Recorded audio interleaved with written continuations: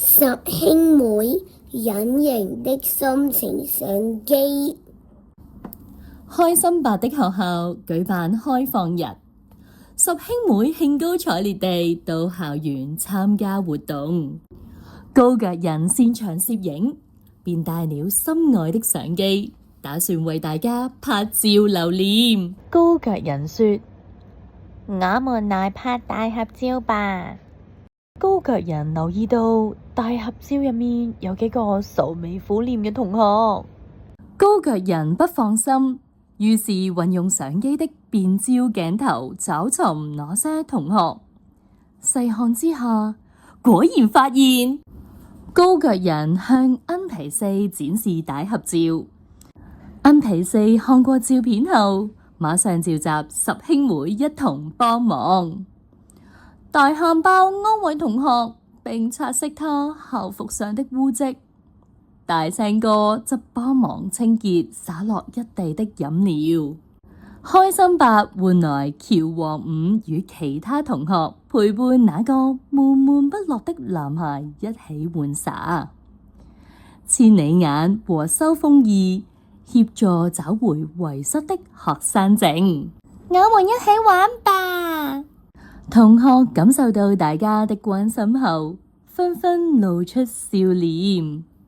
重拾笑容真好喎！人人都稱讚高腳人嘅相機真厲害，是一部可以看到別人感受的心情相機。聽到大家的讚賞，高腳人立刻興致勃勃地想要繼續拍照。可是他太心急了，被自己的長腿絆倒，連相機也摔壞了。糟了，心情相機摔壞了，該怎麼辦？大家嘅心情還有誰能發現？恩皮四想了想，說：不用擔心，其實每個人手上都有隱形的心情相機，大家只要做這個手勢，便能對焦別人的心情了。大家雖然都聽不懂，但看見恩皮四認真的樣子，便一起跟他做手勢。哇，對焦成功啊！